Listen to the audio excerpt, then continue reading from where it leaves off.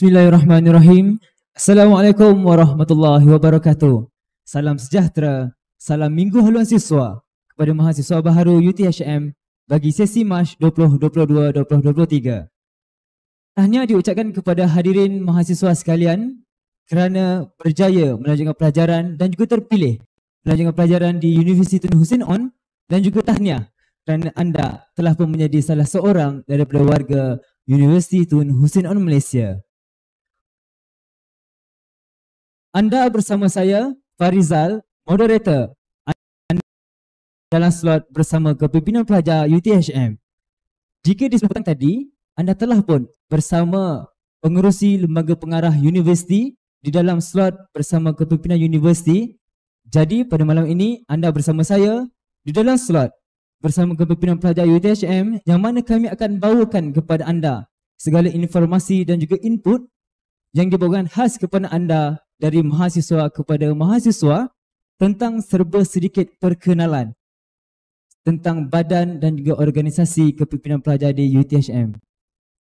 Sebelum itu, suka untuk saya ingatkan kepada hadirin sekalian, jika anda ingin membuat sebarang posting ataupun hantaran di media sosial, jangan lupa untuk tag akaun rasmi MHS UTHM di @MHSUTHM di Instagram dan juga TikTok. Dan jangan lupa juga untuk letakkan bersama-sama hashtag Kami Hussein, hashtag MHS UTHM dan juga hashtag UTHM 30 years.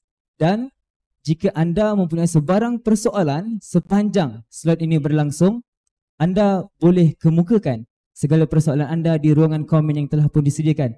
Kerana di hujung slot ini akan diadakan slot soal jawab bersama ahli panel kita pada hari ini.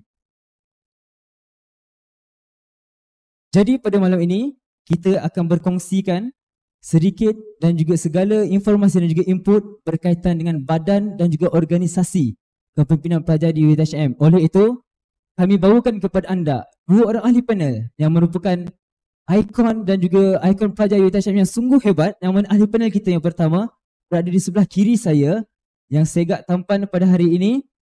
Beliau merupakan yang dipertua Majlis Perwakilan Pelajar UTHM bagi sesi 2022-2023. Selamat datang saudara, apa khabar? Alhamdulillah, baik.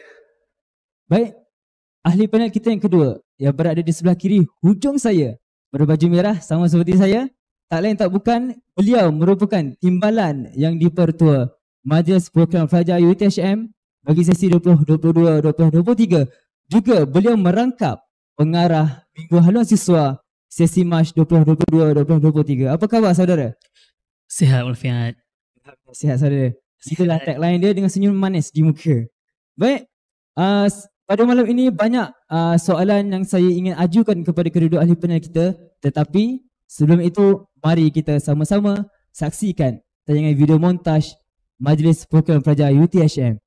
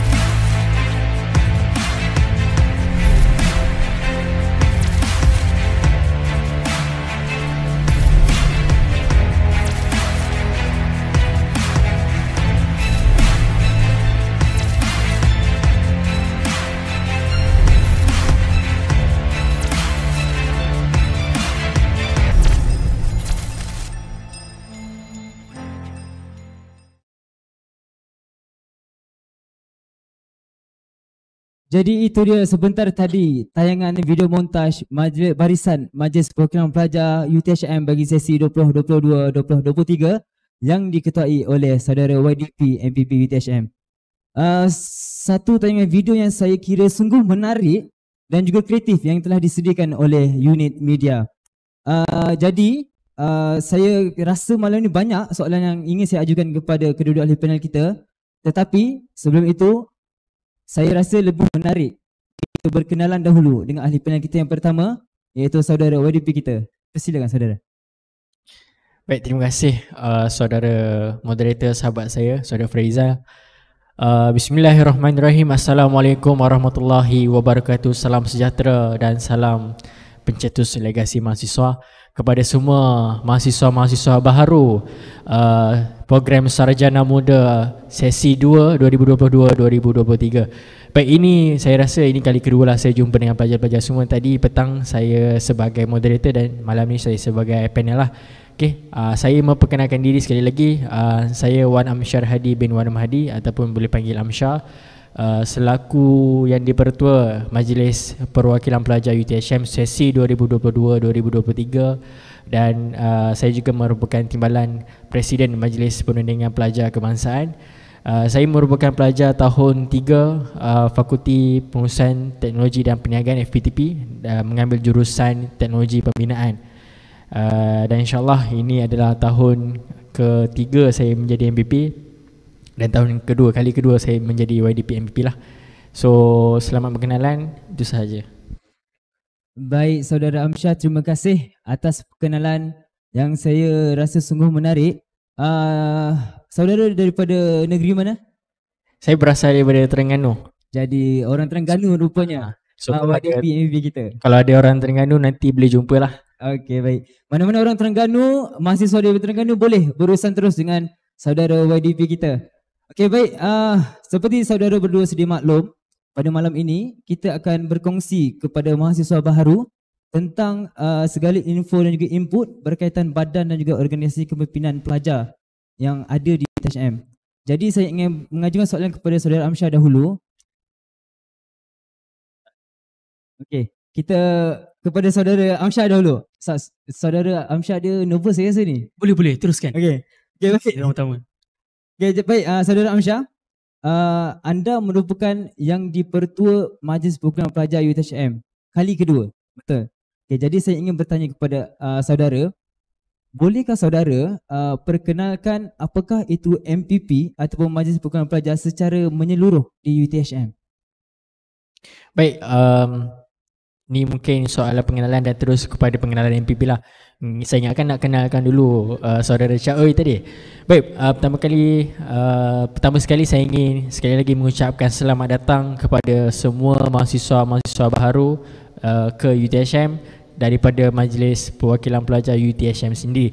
Jadi kepada mahasiswa-mahasiswa baru, kami pada malam ini berada di sini untuk kita kenalkanlah kepada anda semua apa sebenarnya Majlis Perwakilan Pelajar ni, siapa ahli-ahli dalam Majlis Perwakilan Pelajar dan sebagainya, peranan kami, fungsi kami. So itulah slot ataupun itulah peranan slot bersama kepimpinan pelajar malam ini, dan insyaAllah malam ini saya akan berkongsi kepada anda semua rakan-rakan sejawat saya yang lain. Kami di Majlis Perwakilan Pelajar UTHM kita ada 29 orang. Fungsi Majlis Perwakilan Pelajar ini adalah menjadi pemudah cara kepada mahasiswa di universiti, dan kalau anda boleh lihat di dalam slide yang ada di malam ini semua adalah barisan-barisan MPP UTHM yang akan bekerjasama selama satu sesi daripada kami dilantik bulan 1 sehinggalah kami akan tamat tempoh pada tahun hadapan. Jadi kedua-dua sahabat saya, saudara Farizal dan juga saudara Syarul pun adalah merupakan MPP UTHM. Baik, jadi sebagai pengenalannya, saya adalah saya Amsyar Hadi selaku yang dipertua MPP UTHM. Jadi tugas saya tidak lain dan tidak bukan adalah untuk memimpin badan MPP di sini, Badan Kepimpinan Pelajar yang tertinggi di UTHM. Jadi saya lah yang akan memimpin pasukan ini, yang akan menjaga segala kebajikan mahasiswa untuk kita berjuangkan suara-suara mahasiswa dan sebagainya ke pihak pengurusan. Dan saya dibantu oleh saudara Syarul Azmi bin Hashim, rakan di sebelah saya ini, sebagai timbalannya di Pertua MPP UTHM. Okay, seterusnya saya ada saudari Putri Khairun Nisa binti Mat Lazim selaku Setiausaha Agong MPP. Kemudian media korporat yang menjaga media-media MPP UTHM, okay, yang mana video yang anda lihat tadi pun ini daripada saudara Zaifan dan tim dia lah. Okay, kita ada Naib yang dipertua Saudara Muhammad Nur Iman bin Muhammad Rizwan, Naib yang dipertua Pembangunan Pelajar TMPP UTHM. Saudara Mia Luqman Hakim bin Muhammad Asri, Naib yang dipertua Pengurusan Strategik MPP UTHM. Saudari Amirah Azizah binti Badrul Hisham merupakan Naib yang dipertua Pendidikan dan Sumber Manusia MPP UTHM. Jadi untuk makluman semua, sebenarnya kita ada kalau lihat pada struktur organisasi MPP, majlis tertinggi yang saya sebut permulaan tadi adalah majlis tertinggi. Di atas sekali ada YDP, di bawahnya ada timbalan yang dipertua, ada setiausaha, 3 orang setiausaha, dan kemudian kita ada 3 orang naib yang dipertua mengikut portfolio yang masing-masing lah. Jadi 8 orang ni adalah saya punya tulang belakang dalam majlis tertinggi MPP UTHM yang akan mengawal selia MPP keseluruhan lah. Dan sebenarnya di bawah kami lagi kita ada jabatan-jabatan lain yang berperanan untuk membantu segala gerak kerja mengikut portfolio yang ada. Okay, contoh yang pertama, Saudara Farizal yang berada di sebelah kanan saya adalah merupakan Ketua Jabatan Pembangunan Pelajar dan Kompetensi, dibantu oleh 2 orang lagi sahabat, Syafawati binti Sami'an selaku Setiausaha Jabatan, dan juga Saudara Mahathir bin Muhammad Akbar, Ahli Jabatan. Okay, jadi mungkin ada yang tertanya-tanya sebenarnya apa portfolio Jabatan Pembangunan Pelajar dan Kompetensi ni. Jadi untuk portfolio Pembangunan Pelajar ni, mereka menjaga program-program yang melibatkan pembangunan pelajar. Mereka inilah yang menjadi penyelaras kepada kelab-kelab sekretariat pelajar yang ada di UTHM ni. Segala kelab-kelab sekretariat, badan-badan uniform, semua mereka perlu tahu siapa pengurusi-pengurusinya. Kalau nak tahu boleh tanya daripada jabatan mereka lah. Okay, dan mereka juga menjalankan program-program yang berteraskan kepada pembangunan pelajar. Dan kalau lihat dalam portfolio ni pun kita ada satu portfolio kompetensi, yang mana portfolio inilah yang akan membantu program-program yang berunsurkan kecemerlangan pelajar dari segi kompetensi. Baik, seterusnya kita ada Jabatan Sukan, Rekreasi dan Kebudayaan. Saya yakin dan percaya kalau pelajar-pelajar semua, rakan-rakan mahasiswa yang berada di atas talian, tengok je nama Jabatan Sukan, Rekreasi dan Kebudayaan ni, saya rasa semua dah boleh tahu apa peranan dan fungsi lah. Jadi Jabatan Sukan ni diketuai oleh Saudara Muhammad Irfan Daniel selaku Ketua Jabatan, dan dibantu oleh 2 orang lagi, Sri Syavindran dan juga Luqman Harid. Okay, ketiga-tiga orang ni lelaki. Kita tak ada bunga pun dalam jabatan ni, namun mereka ni lah yang akan berperanan dan berfungsi untuk melaksanakan semua program-program ataupun aktiviti-aktiviti yang melibatkan sukan, membantu pusat sukan di universiti, program-program kebudayaan dan juga segala program-program yang melibatkan aktiviti kebudayaan pelajar. Seterusnya dalam MVP juga kita sebenarnya ada Jabatan Pengurusan Organisasi. Kebanyakan mahasiswa mungkin tak familiar dengan Jabatan Pengurusan Organisasi ni, kerana Jabatan Pengurusan Organisasi ni adalah satu jabatan yang kita bentuk untuk melihat keseluruhan organisasi MPP, untuk mengawal selia perjalanan MPP dan sebagainya, yang mana jabatan ini diketuai oleh Saudara Fatah Fakrullah sebagai Ketua Jabatan, dan dibantu oleh Siti Nur Nazirah selaku Setiausaha Jabatan lah. Jadi peranan dia macam saya sebut tadi, mereka inilah yang mengawal selia semua program-program dan menguruskan organisasi MPP lah, dan memastikan perancangan MPP berjalan dengan lancar. Baik, seterusnya kita ada Jabatan Teknologi Usahawan dan Kebolehpasaran Graduan.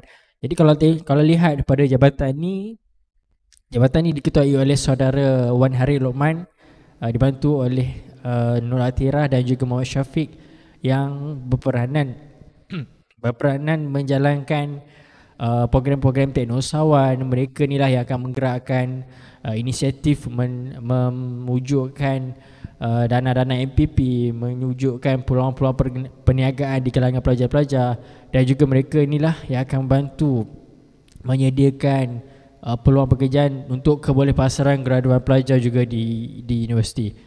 Seterusnya kita ada Jabatan Kebajikan dan Kesejahteraan.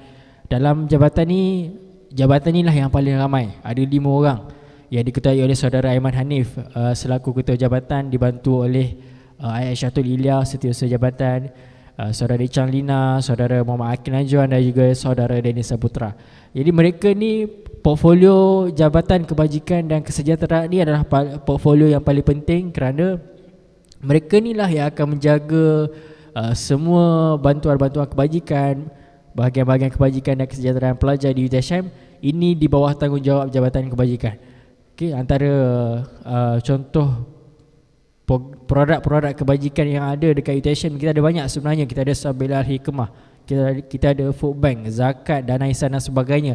Jadi MPP kebajikan inilah yang akan membantu menyelaraskan semua keperluan-keperluan pelajar untuk dari segi kebajikan pelajar-pelajar semua di UTHM lah.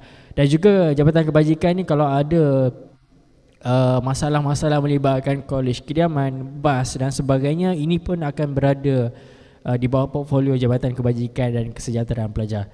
Baik, seterusnya kita ada juga Jabatan Akademik dan Antarabangsa yang mana diketuai oleh saudari Nur Ilya Syairmila, selaku ketua jabatan, dan dibantu oleh 2 orang lagi rakannya, Angelica Tijan dan juga saudari Dia Jauza. Kalau tadi sukan kita ada 3 orang lelaki, 3 orang kumbang. Dalam Jabatan Akademik ni ketiga-tiganya adalah bunga wanita. Baik, seterusnya kalau lihat kepada portfolio Jabatan Akademik ni, kita sendiri boleh tahulah bila sebut akademiknya maka mereka akan menjaga semua hal ehwal berkaitan akademik, muat, pendaftaran subjek dan sebagainya, termasuklah program-program antarabangsa. Okey, ini akan berada di bawah Jabatan Akademik dan Antarabangsa. Baik, seterusnya kita pun ada Jabatan Media dan Korporat. Macam saya sebut tadi di bawah Zaid Irfan, jabatan ini berperanan untuk mengawal selia media sosial MPP, membuat posting, menyediakan infografi yang berkaitan dengan MPP. Maka ini adalah fungsi dan peranan oleh Jabatan Media dan Korporat yang diketuai oleh saudara Ho Zizong dan juga saudari Chia Zi. Okay, so itu portfolio dia tadi macam saya sebut. Mereka juga akan bertindak sebagai PRO kepada MPP, Public Relation, yang akan menjadi orang kata front untuk menjawab segala pertanyaan, respon daripada pelajar dan sebagainya. Jadi itulah tadi saya memperkenalkan barisan kepimpinan MPP yang berada di bawah saya. Saya serahkan kembali kepada moderator. Okey, baik. Terima kasih saudara Amsyah atas perkenalan barisan Majlis Perwakilan Pelajar UTHM bagi sesi 2022-2023. Saudara Amsyah, mungkin saudara Amsyah boleh jelaskan sedikit, mungkin mahasiswa baharu juga ingin mengetahui apakah hala tuju MPP UTHM pada sesi kali ini. Baik, jadi tadi tu saya dah memperkenalkan barisan MPP UTHM yang ada.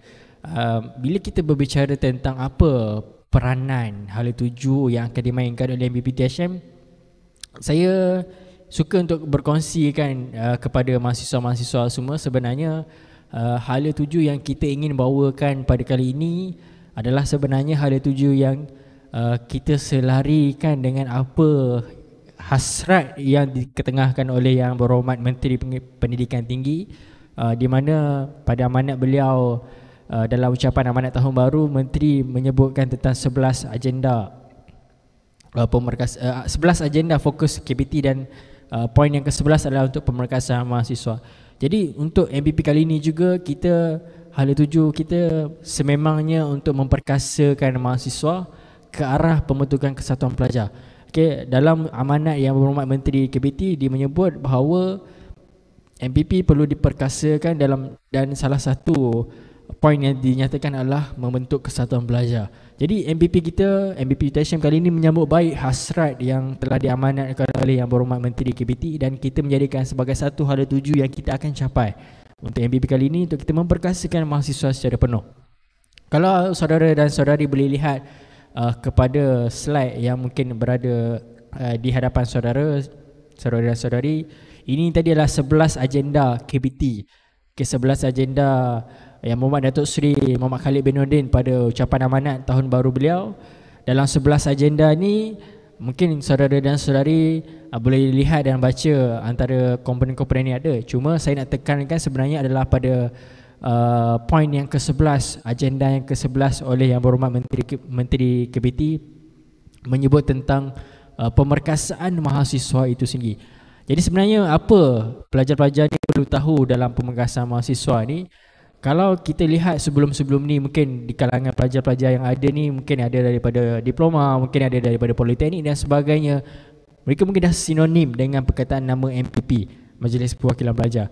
Jadi sebenarnya mungkin dah timbul persepsi di kalangan rakan-rakan mahasiswa bahawa MPP ataupun Majlis Perwakilan Pelajar ni adalah satu badan yang dilihat tidak berperanan sebaiknya sebagai badan kepimpinan di universiti ataupun institusi mereka lah. Jadi sebenarnya peranan MPP itu sendiri adalah tertakluk kepada peraturan sedia ada di universiti, peranan yang kita rasa perlu kita jalankan atau laksanakan sebagai MPP, dan wujudnya satu pemerkasaan yang kita rasakan bahawa MPP perlu ada satu perubahan. Dan inilah perubahan yang kita rasa kita perlu bawakan 4 agenda pemerkasaan mahasiswa, yang mana ini 4 pemerkasaan agenda mahasiswa ni adalah datang daripada pelajar sendiri yang kita bawakan kepada Menteri Pendidikan Tinggi. Pada ketika itu satu gerakan yang kita wujudkan untuk kita mohon kepada KBT berikan penguasaan ataupun autonomi penuh kepada mahasiswa untuk kita perkasakan mahasiswa. Jadi hasil daripada permintaan daripada kepimpinan pelajar ini sendiri, KBT setuju dan telah mengeluarkan 4 agenda pemerkasaan mahasiswa ni seperti mana anda boleh lihat di skrin tersebut. 4 agenda pemerkasaan mahasiswa ni kalau saya boleh kongsikan, yang pertamanya adalah kita nak supaya pemilihan MPP di universiti ni dikendalikan sendiri oleh pelajar-pelajar universiti. Maksudnya pelajar-pelajar di universiti mereka lah yang akan menyusun ataupun mereka yang akan melaksanakan pemilihan MPP, dan pelajar-pelajar boleh mengundi MPP mereka tanpa ada campur tangan daripada staf. Maksudnya pelajar sendiri yang menguruskan, pelajar sendiri yang menjalankan pilihan raya untuk pelajar-pelajar mengundi. So itu antara satu komponen dalam pemerkasaan mahasiswa ni. Keduanya adalah autonomi pengurusan aktiviti pelajar. Kalau kita lihat sebelum ni, MPP tak ada kuasa dalam nak meluluskan kertas kerja, kita pun tak ada kuasa nak menyemak kertas kerja dan sebagainya. Jadi kali ini kita lihat ada keperluan untuk MPP sendiri meluluskan kertas kerja, menguruskan aktiviti pelajar dan sebagainya. Jadi itu pun antara 4 agenda yang kita minta dan kita akan cuba realisasikan. Ketiga adalah autonomi pengurusan kewangan pelajar. Saya yakin dan percaya mungkin pelajar-pelajar yang ada bersama dengan kita sering dengar sekarang ni sering dimainkan isu berkenaan dengan AUKU. AUKU perlu dipindah, AUKU perlu dimasukkan dan sebagainya. Jadi sebenarnya ini ada kaitan dengan poin nombor 3, autonomi pengurusan kewangan pelajar, di mana dalam AUKU sekarang ni ada satu section yang tidak membenarkan pelajar menguruskan wang, mengutip wang di kalangan pelajar. Jadi untuk kita menjayakan agenda autonomi pengurusan kewangan pelajar ni, maka disitulah munculnya satu gerakan untuk bukan nak memasukkan, tapi kita nak meminda AUKU atau section di dalam AUKU tersebut yang menyekat pelajar-pelajar untuk menguruskan kewangan. Dan keempat, kalau kita lihat pemerkasaan mahasiswa ni, kita ada yang terakhir adalah pelajar boleh berpolitik di dalam dan luar kampus. Kalau kita lihat sebelum ni pada tahun 2019, sebenarnya di dalam AUKU telah dipinda section 15-C, di mana pelajar sebelum ni tidak dibenarkan berpolitik di dalam kampus. Namun dengan pindaan yang dilakukan di 2019, maka pelajar ni dah boleh berpolitik di dalam dan di luar kampus. So daripada pindaan tersebut kita lihat pada PRU yang lepas, PRN yang lepas, ada di kalangan mahasiswa-mahasiswa ni yang bertanding dan menjadi calon sendiri dalam pilihan raya yang dilaksanakan. Jadi itu adalah antara 4 komponen dalam agenda pemerkasaan mahasiswa yang kita ingin bawakan sebagai hala tuju MPP UTHM pada tahun ini. Jadi saya rasa itu sekadar sedikit perkongsian daripada saya. Terima kasih. Jadi okey, baik, itu dia sebentar tadi penjelasan yang saya rasa sungguh padat daripada saudara Amsyah YDP MPP UTHM tentang apakah fungsi dan juga peranan MPP, dan saudara YDP juga ada menyentuh tentang pindaan AUKU dan juga apa yang ditekan di dalam AUKU. Saya pun sedia maklum bahawa para pelajar sekarang IPTA, APTS, Politeknik juga mereka mengambil cakna. Mereka cakna tentang AUKU tersebut. Jadi saudara Amsyar, mungkin saudara boleh menerangkan serba sedikit bagaimanakah gerak kerja MPP di UiTHM, kerana saudara tadi menyentuh bahawa MPP menyambut baik saranan ataupun hasrat daripada KPT yang mana ingin menekankan pemerkasaan mahasiswa itu sendiri. Jadi adakah MPP akan datang, akan bergerak mengikut universiti ataupun mereka akan bergerak dengan kaki mereka sendiri? Jadi bagaimana saudara? Baik, terima kasih. Jadi untuk perancangan MPP yang sekarang ni, sebenarnya kita dah buat beberapa siri perbincangan. Kita dah buat bengkel, kita dah buat bengkel pemerkasaan untuk MPP di universiti. Jadi sekarang ni sebenarnya proses peralihan daripada pejabat hal ehwal pelajar untuk diserahkan peranan hal ehwal pelajar sebelum ni menguruskan aktiviti pelajar kepada MPP. Jadi sekarang ini proses itu telah berlaku dan MPP sekarang ni pun telah kita kata menjalankan ataupun menyiap sediakan MPP. Tim kali ni kita tengah siap sediakan supaya apabila kita diberikan tanggungjawab, dia bukan kuasa, sebenarnya dia adalah tanggungjawab. Sebab tanggungjawab untuk luluskan kertas kerja ni bukanlah tanggungjawab yang kecil, ini adalah satu tanggungjawab yang besar. Dan sebagai badan kepimpinan pelajar di universiti pun saya rasa sebenarnya kita masih memerlukan masa untuk kita sesuaikan diri dengan keadaan tersebut. Kalau nak luluskan kewangan ni bukanlah satu perkara yang mudah. Dia bukanlah ibarat macam kita nak luluskan program dalam kelas dan sebagainya. Itu benda yang biasa, itu benda yang senang.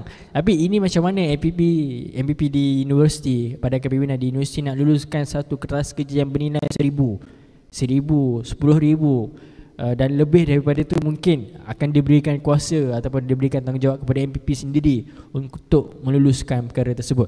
Jadi perkara ni sebenarnya bukanlah perkara yang main-main, bukanlah satu perkara yang boleh diambil mudah oleh kepimpinan pelajar. Ini memerlukan satu kita panggil satu pengalaman. Yang pertama, nak kena belajar cara nak menguruskan. Kita nak kena ada satu sifat yang bertanggungjawab. Kita nak kena ada satu sifat yang amanah. Sebab bila mana kita diberikan kuasa, diberikan tanggungjawab untuk meluluskan kertas kerja yang sama, kita ada pilihan raya kampus, kita ada kerusi umum dan juga kita ada kerusi fakulti. Maka untuk menjadi MPP bila mereka menang bertanding, maka keseluruhan calon-calon yang menang tadi perlulah membentuk satu jawatankuasa ataupun satu organisasi MPP mereka sendiri. Mereka perlu memilih siapa ketuanya, timbalannya dan seluruh pimpinan yang ada di dalam organisasi tersebut lah. Jadi kalau kita lihat kat sini memang konsep yang kita gunakan adalah konsep pilihan raya.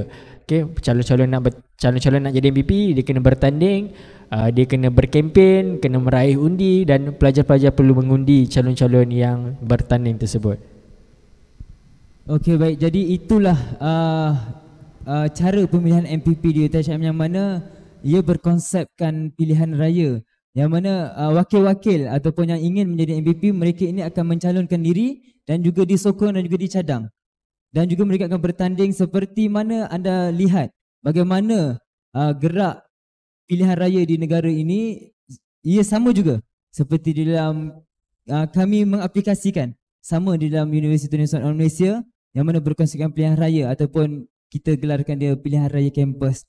Jadi saya kira mahasiswa sekalian sudah jelas apakah itu MPP dan bagaimana pula cara pemilihan MPP. Terima kasih saudara atas penjelasan sebentar tadi. Saya suka untuk saya ingatkan kepada hadirin sekalian, jika anda mempunyai persoalan yang ingin diajukan, anda boleh meninggalkan soalan anda ataupun mengajukan soalan di ruangan komen yang disediakan. Baik, selepas ini saya akan mengajukan soalan, beberapa soalan kepada ahli panel kita yang kedua, yang mana beliau sudah tersenyum-senyum, yang mana saya akan ajukan beberapa soalan kepada beliau tentang MHS kerana beliau merupakan pengarah MHS. Tetapi sebelum itu, mari kita sama-sama saksikan tayangan video montaj Minggu Harian Siswa dan juga barisan Sekretariat Minggu Harian Siswa sesi Mac 2022-2023. Silakan.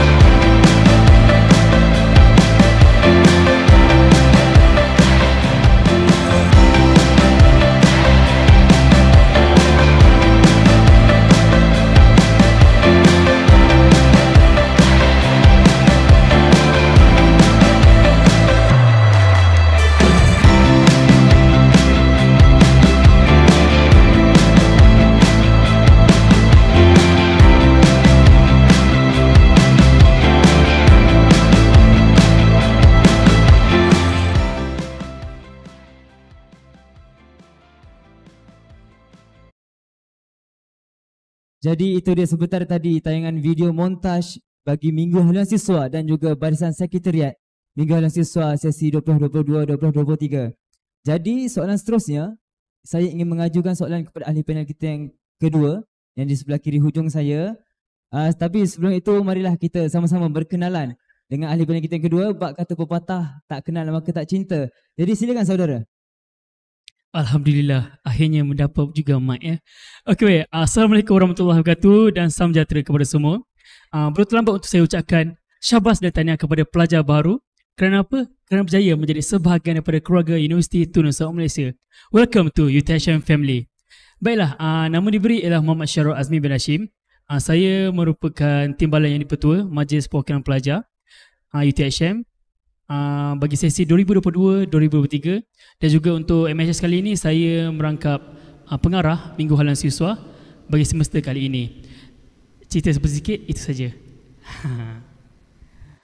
Okey, baik, terima kasih saudara Syarul dan itulah dia pengarah Minggu Haluan Siswa bagi sesi 2022-2023.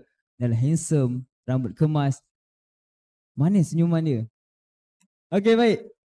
Baiklah saudara Syarul, saya sedia maklum dan mahasiswa juga telah pun mengetahui bahawa anda merupakan timbalan yang dipertua MPP UTHM sesi kali ini dan anda juga merangkap pengarah Minggu Haluan Siswa sesi kali ini.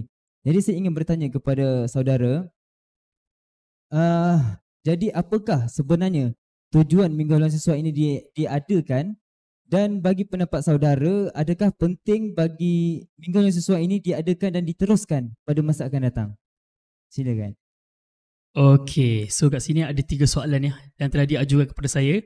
Itu pertama iaitu tujuan MHS. Yang kedua adalah adakah penting MHS ini dan juga adakah perlu diteruskan ataupun tidak. Jadi ada 3 soalan. Jadi soalan pertama adalah tujuan MHS. Okey, pertama sekali adalah definisi MHS itu sendiri. Seperti mana anda semua tahu, Minggu Haluan Siswa ataupun yang kita tahu adalah Minggu Orientasi. Minggu orientasi kepada para pelajar. Okay, tujuan dia sudah pastilah untuk kita memberi pendedahan kepada para pelajar baru dari segi pelbagai slot-slot yang dijalankan. Dan juga bukan sahaja pelajar baru juga, kita juga memberi peluang kepada mahasiswa-mahasiswa yang berada di UTHM untuk bergiat aktif ataupun join dalam program-program yang berimpak tinggi seperti MHS ini. Kalau kita perasan, anda semua dah kenal kan visi-visi modul semua. Beliau semua adalah di kalangan mahasiswa. Tak kira dia aktif ke, mahasiswa aktif, daripada kelab fakulti dan sebagainya, mereka semua memang diambil untuk mengikuti program ini ataupun MHS kali ini.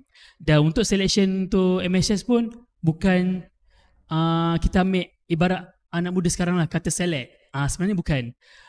Untuk join MHS ni pun kita ada sesi interview dan sebagainya.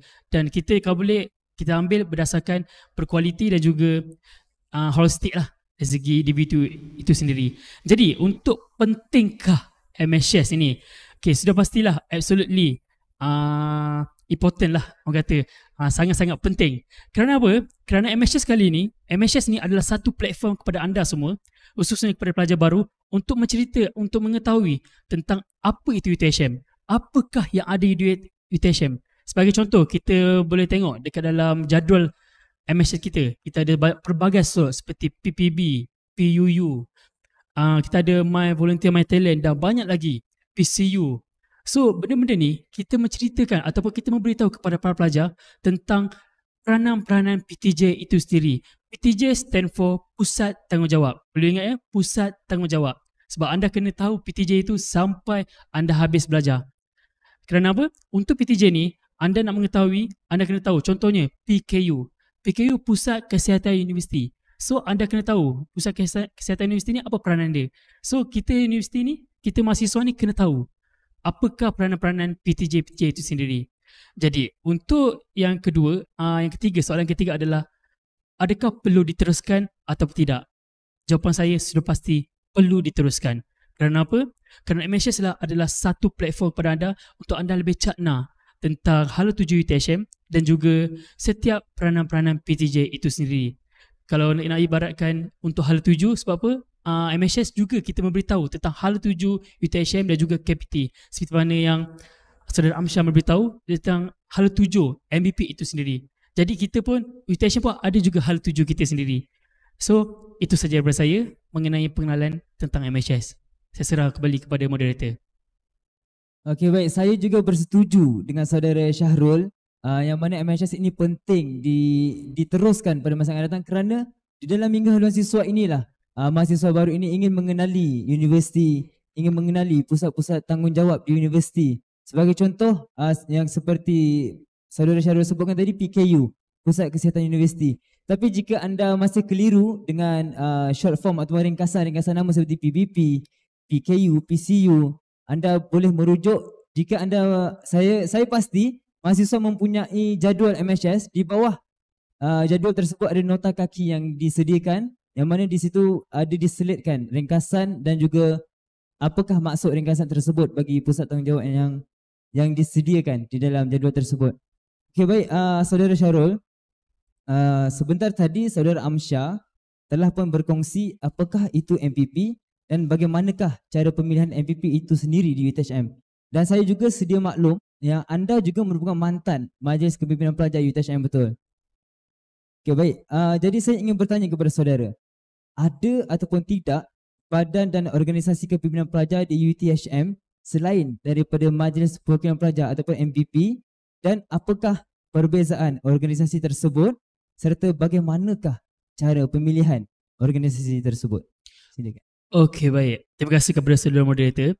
Berkenaan dengan MBP itu sendiri, sebab saya tak perlu sentuh pasal MBP sebab apa, saudara Amsyah dah memberitahu terperinci mengenai apa itu MBP dan hala tuju MBP itu sendiri. Jadi untuk part saya akan ceritakan untuk badan-badan organisasi. Okey, untuk MBP kita dipilih melalui election ataupun pilihan raya.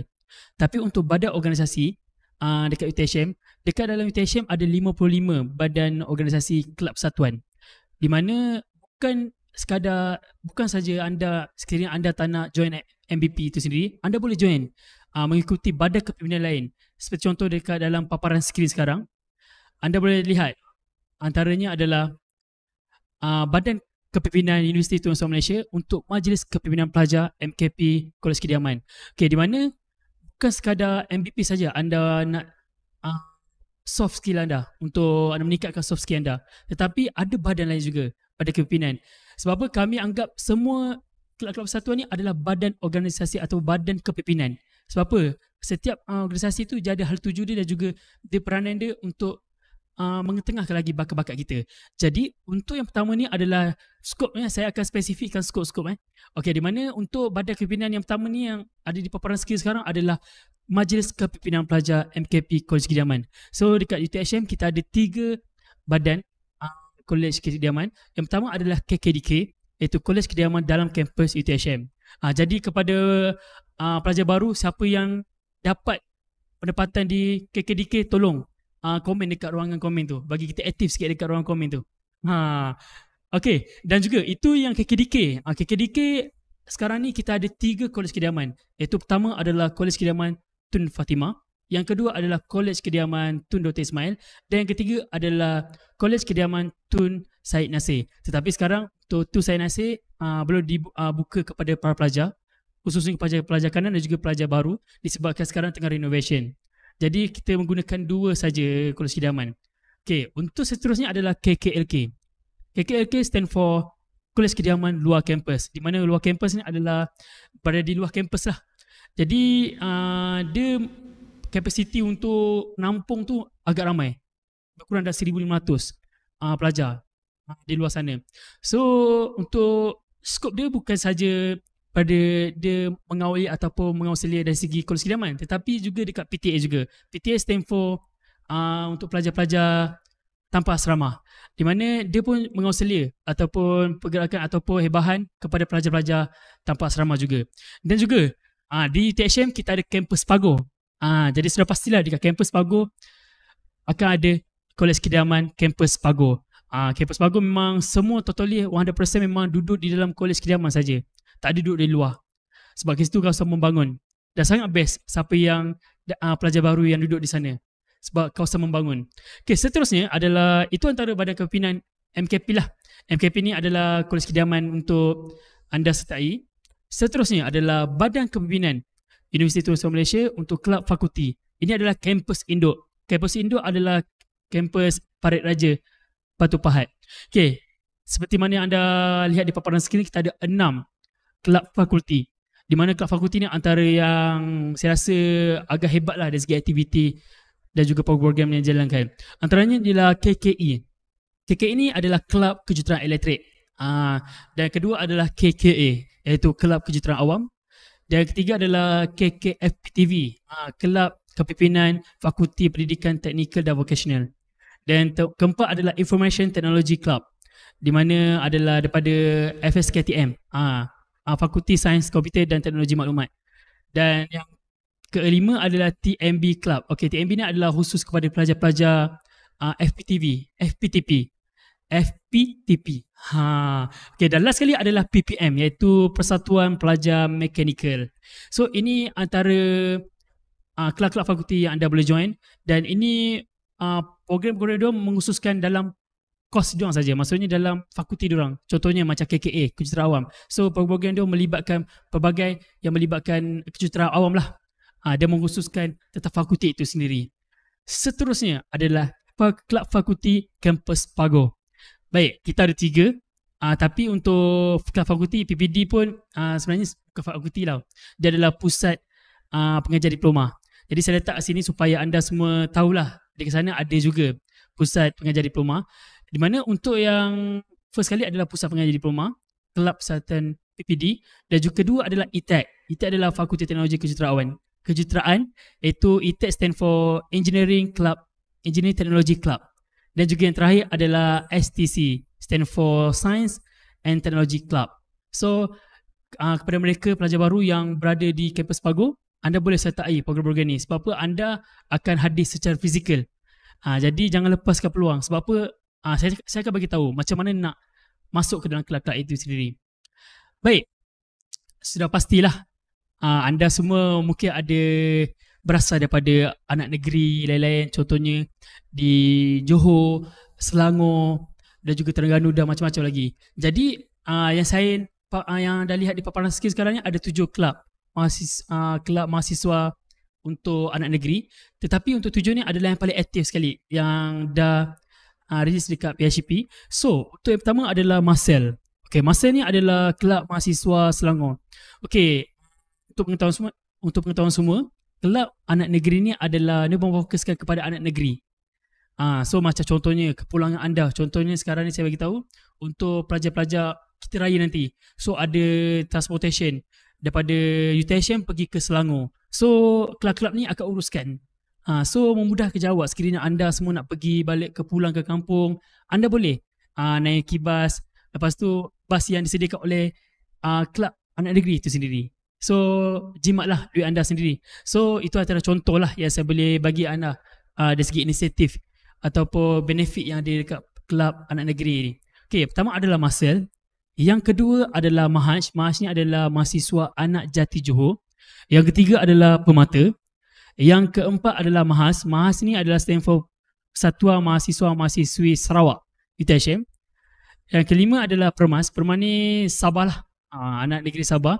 Dan yang keenam adalah Mampan. Dan yang ketujuh adalah Permada. Okey, itu sedikit dari segi kelab anak negeri. Baik. Seterusnya adalah kelab persatuan. Sebab saya tengok ni banyak betul kelab-kelab dia. Banyak betul kelab-kelab. Sebab apa? Kita ada 55 kelab. So memang saya nak explain ni, tapi saya bagi tahu secara roughly je lah, supaya anda semua tahulah tentang peranan kelab-kelab tu sendiri.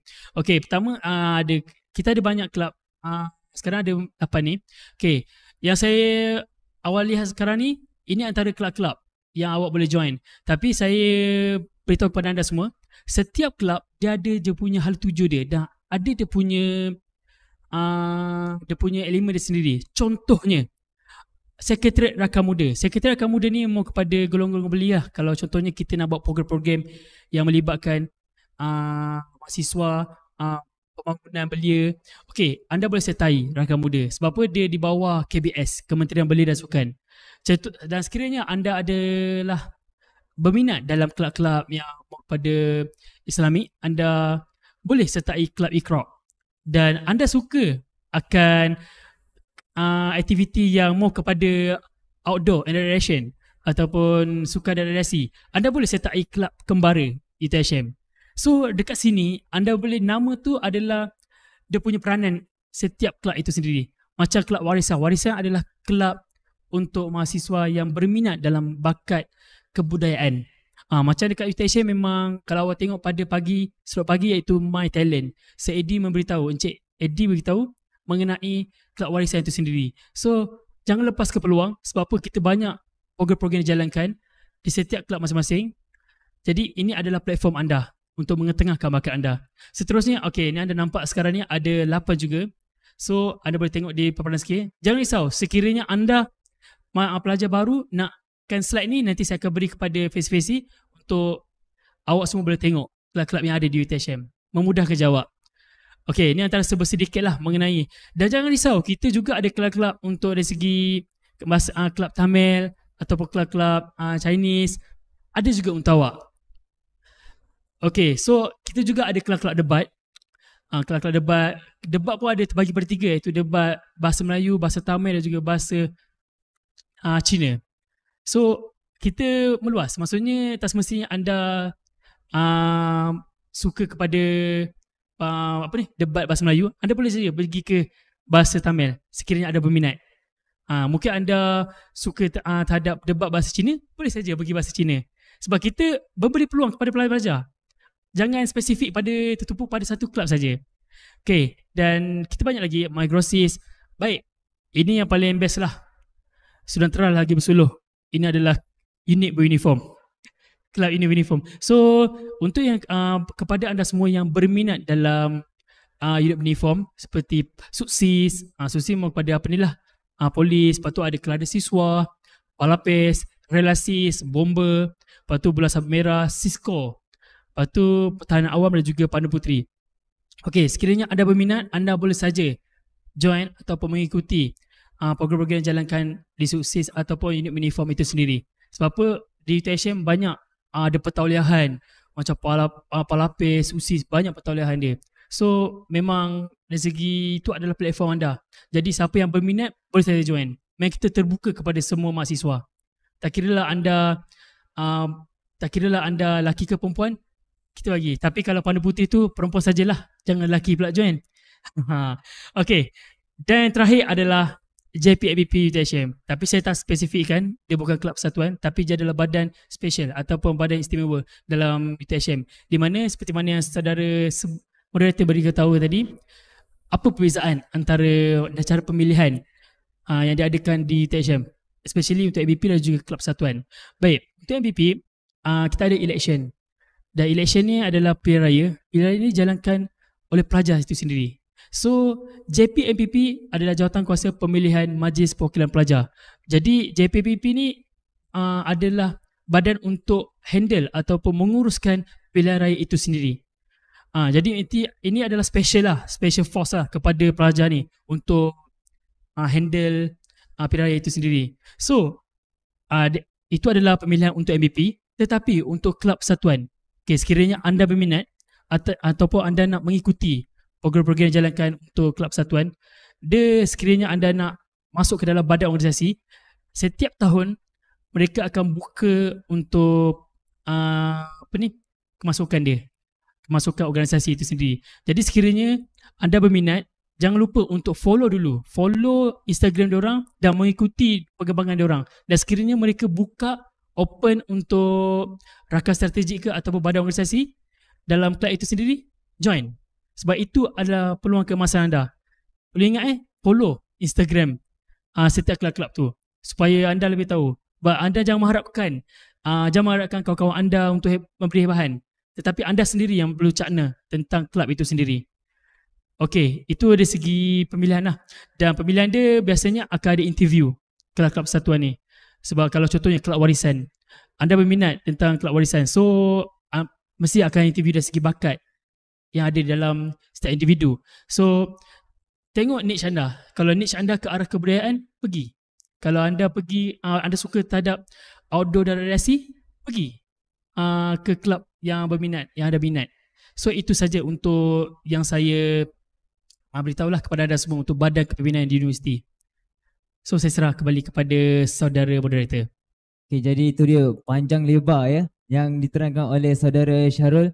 Jadi anda sendiri sudah nampak banyak platform atau medium yang tersedia kepada anda semua mahasiswa.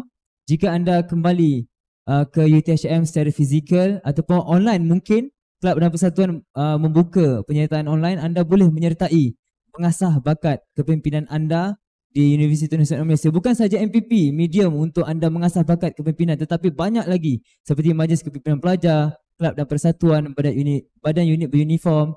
Jika anda minat, anak muda panggil sekarang healing. Healing. Jika anda minat healing, anda boleh masuk join Kembara. Jika anda ingin berunit beruniform, anda boleh masuk Palapis. Palapis itu askar. Kalau saya silap tolong betulkan. Palapis itu askar. Jika anda ingin menjadi inspektor, keluar nanti di taulah sebagai inspektor, anda boleh masuk Suksis, betul. Suksis. Okay, jadi sangat banyak medium dan juga peluang yang disediakan kepada anda untuk anda menyertai. Saya rasa saudara Syarul tak puas bercakap tu sebenarnya. Jadi anda jangan lupa selepas ini kita ada slot soal jawab. Jadi tinggalkan segala persoalan anda di ruangan komen dan kita akan beri peluang kepada saudara Syarul sekejap lagi untuk mereka menjawab segala persoalan anda. Jadi terima kasih saudara Syarul atas penjelasan yang saya rasa cukup padat dan juga ringkas. Dia berikan laju saudara Syarul tadi. Dia terangkan setiap kelab tu. Jadi ya betul, banyak kalau kita nak explain setiap satu kelab sangat-sangat banyak. Ada 55 kelab persatuan. Kita ada 55 kelab. Yes, betul. Banyak. Jadi jika anda minat bersukan, kita juga ada kelab sukan seperti bola tampar, kita ada rowing juga. Rowing ni sukan air. Dan saya juga suka untuk berkongsi di UTHM kita juga ada swimming pool ataupun kolam renang yang bertaraf international ke antarabangsa kalau tak silap saya. Jadi saya harap jika anda kembali secara fizikal di UTHM, aktifkan diri anda. Jangan jadilah seorang pelajar yang luar biasa. Pelajar yang biasa-biasa, dia pergi ke kelas, dia balik kelas, dia tidur. Pelajar yang luar biasa, dia aktif di UTHM. Jadi kerana jika anda aktif di UTHM, saya rasa anda telah pun mengetahui sistem yang digunakan di UTHM iaitu SMAP. Anda punya data penyertaan di UTHM juga akan dimasukkan secara atas talian di SMAP. Betul, saudara YDP dan juga TYDP. Okey, baik. Jadi terima kasih saudara Syarul sekali lagi. Tak apa, nanti saya bagi peluang untuk saudara bercakap lagi. Okey, baik.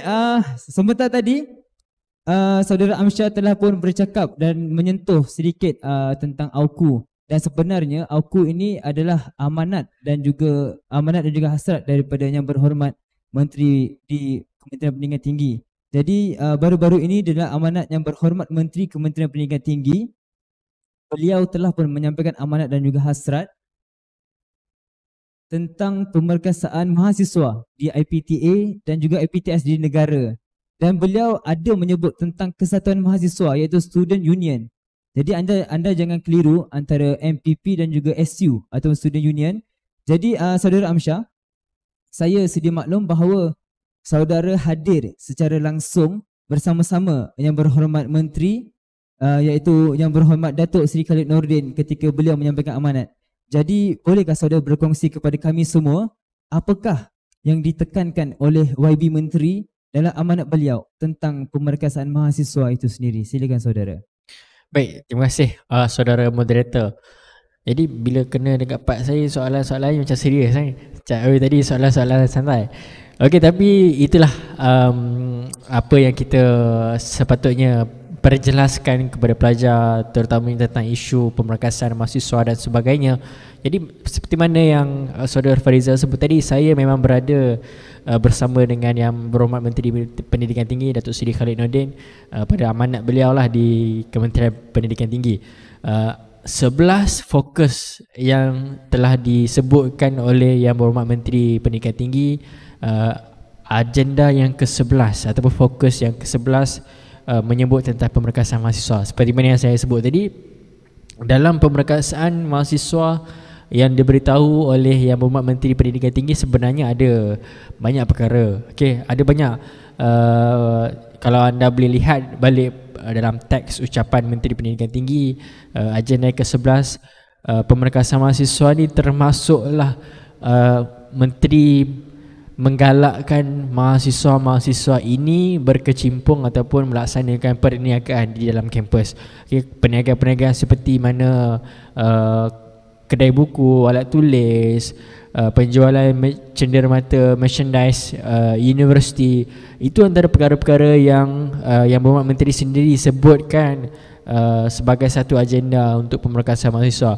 Universiti perlu beri peluang kepada kami untuk melaksanakan kegiatan-kegiatan keusahawanan di dalam kampus. Kita sendiri lihat sebenarnya zaman sekarang ni dah ramai anak-anak muda, rakan-rakan mahasiswa, even di UTHM sendiri pun sebenarnya kita ada ramai kawan-kawan yang dah ada bisnes sendiri, dah ada buat part time, menjual perniagaan sendiri secara atas talian, menjadi dropship, membuka kedai-kedai di dalam kampus. Ada yang buka barbershop, ada yang jual F&B, jual makanan, jual minuman pun ada. Jadi sebenarnya peluang di universiti ni seharusnya pelajar-pelajar tidak mensia-siakan. Makna katanya bila mana kita berada dekat universiti, kami sendiri pun diberikan peluang yang banyak. Kita boleh bukan saja join aktiviti seperti Syarul sebut tadi, banyak kelab-kelab ataupun banyak organisasi yang ada kita join untuk menjalankan aktiviti, program. Tapi sebenarnya selain daripada program-program, selain daripada kelab-kelab tadi itu, kita boleh menjalankan aktiviti-aktiviti lain yang ke arah pembangunan sasiah diri, pembangunan pemekasan diri. Seperti mana yang saya sebut tadi, keusahawanan.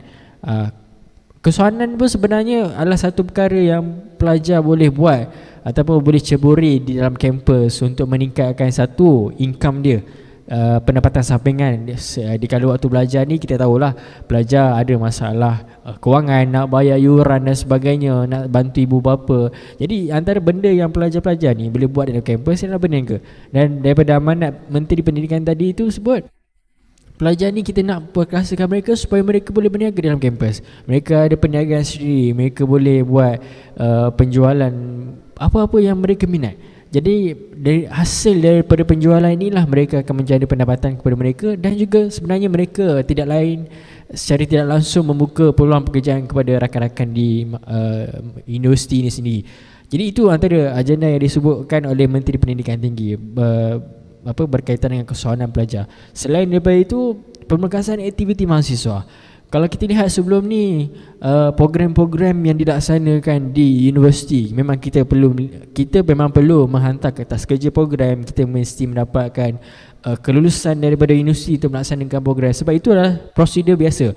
Okay, apabila kita nak mengadakan sesuatu program, kita nak minta bajet ataupun kita nak minta peruntukan daripada universiti nak program, mestilah kena ada kertas kerja. Dan amanat daripada Menteri Pendidikan, dia menyatakan bahawa pelajar berikan mereka kebebasan untuk berprogram. Maksudnya kita tiada halangan. Universiti tidak boleh menghalang mahasiswa untuk lakukan apa sahaja jenis program yang ada, selagi mana dia tidak melanggar tata cara universiti, tidak menyentuh sensitiviti dan sebagainya lah. Jadi kalau kata pelajar nak buat sekecil-kecil program pun buat, nak buat sebesar program pun silakan. Maksudnya tiada halangan yang diberikan oleh pihak universiti dan juga kementerian untuk pelajar-pelajar ini melaksanakan aktiviti ataupun program mereka sendiri di dalam kampus. Jadi itulah antara intipati ataupun apa hasrat yang ingin dibawakan oleh Yang Berhormat Menteri Pendidikan Tinggi ke arah pemekasan mahasiswa.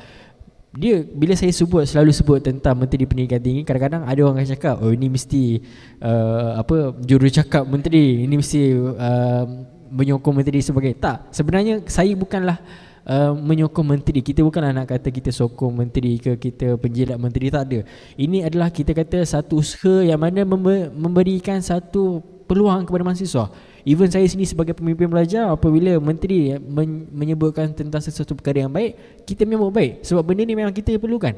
Kita rasa inilah saatnya sebagai seorang pemimpin mahasiswa, sebagai seorang mahasiswa di universiti, kita diberikan kebebasan nak buat program, kita diberikan kebebasan nak urus duit sendiri, kita diberikan kebebasan nak menguruskan perniagaan dalam kampus sendiri. Jadi sebenarnya itulah kita kata survival mahasiswa yang kita perlukan. Survival yang mana kita akan belajar daripada perkara-perkara ini tadi untuk menjadi seorang mahasiswa yang kompeten. Kita nak belajar cara nak menguruskan organisasi, menguruskan kewangan dan sebagainya sendiri. Dan apabila kita berada di luar universiti nanti, apabila kita dah habis belajar, hasil daripada kita belajar ataupun pengalaman yang kita dapat dekat kampus inilah yang sebenarnya membantu kita apabila kita keluar daripada kampus ni lah. Jadi itulah saya rasa antara agenda ataupun pemegasan mahasiswa yang memang menteri harapkan berlaku di kampus, di universiti. Okey, jadi baik, bermakna menteri juga serius di dalam pemerkasaan mahasiswa ini untuk memberi peluang kepada mahasiswa untuk mereka menyelia program itu sendiri, kewangan, termasuk kewangan. Betul. Kerana saya rasa kewangan itu bukan satu benda yang main-main, betul saudara? Betul. Jadi, dan kalau saya boleh share sikit lah kepada rakan-rakan mahasiswa yang berada bersama dengan kita, bila kita berbicara tentang soal kewangan, sebenarnya sekarang ni dimainkan isu untuk mansuhkan AUKU, untuk mansuh ataupun pindah lah, okay? Jadi kalau mahasiswa semua nak tahu sebenarnya ada perkara yang masih lagi menyekat mahasiswa sekarang ni. Dan kalau kita boleh sebut ialah perkara itu sebut di dalam AUKU Seksyen 15A-1, 15A-1 dan Seksyen 48. Di mana Seksyen 15A-1 ni dia menyebut bahawa pelajar tidak boleh menguntip wang di dalam universiti.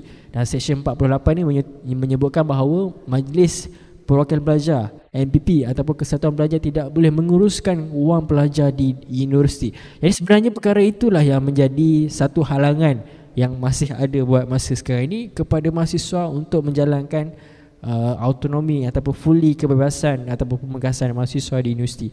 Jadi saya nak berkongsi bahawa sekarang ni kita di universiti, kepimpinan pelajar di universiti, kami menyokong dan menggesa supaya kerajaan meminda akta di dalam AUKU tersebut, akta yang melarang ataupun yang masih lagi menyekat mahasiswa, terutama dalam proses kewangan tadilah.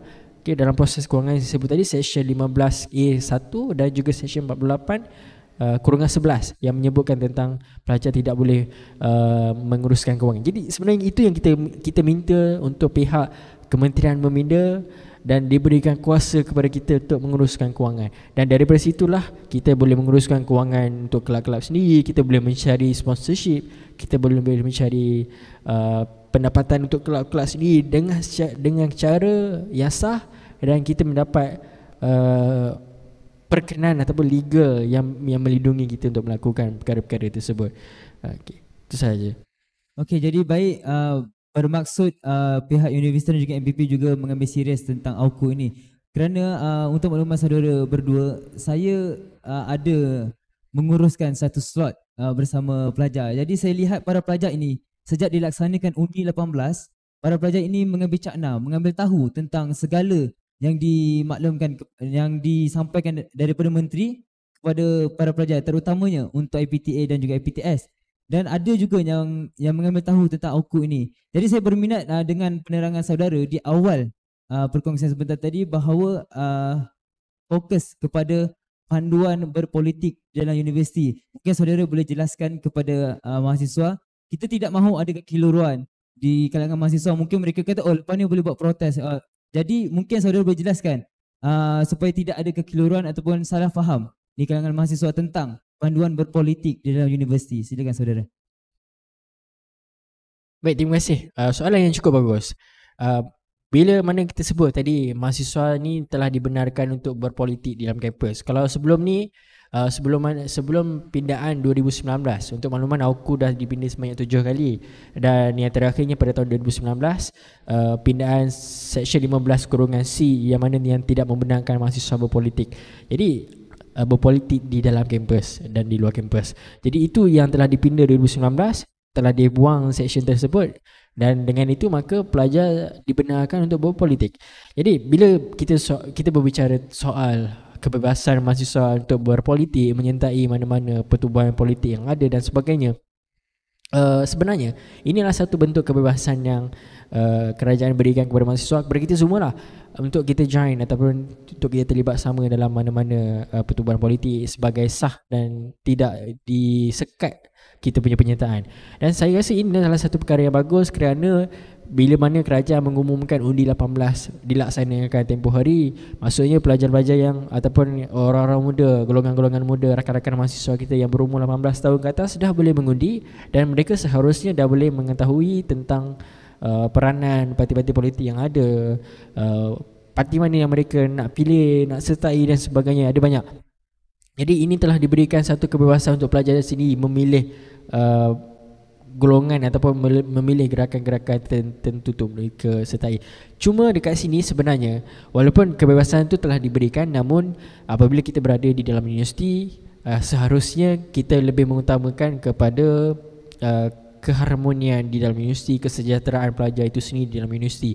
Jadi bila mana kita lihat kepada situasi politik di luar lah, banyak parti-parti politik yang bergaduh dan sebagainya, sebenarnya kita tidak mahu membawa satu sifat yang tidak baik itu dibawa ke dalam kampus. Sebab tu bila kita berbicara soal pelajar dibebas ataupun diberikan kebebasan untuk berpolitik, mesti ada garis panduan. Mesti ada garis panduan yang mesti pelajar patuhi, terutamanya apabila mereka nak berpolitik dalam kampus. Kita tahu sebenarnya even kalau lihat pada pilihan raya kampus sebelum ni pun kita ada gerakan-gerakan politik yang ada di universiti. Kita ada aspirasi, kita ada lain-lain aspirasi mahasiswa dan sebagainya. Itu sebenarnya ada gerakan politik kampus yang ada di kat universiti untuk menarik golongan-golongan mahasiswa ni mengundi pada pilihan raya.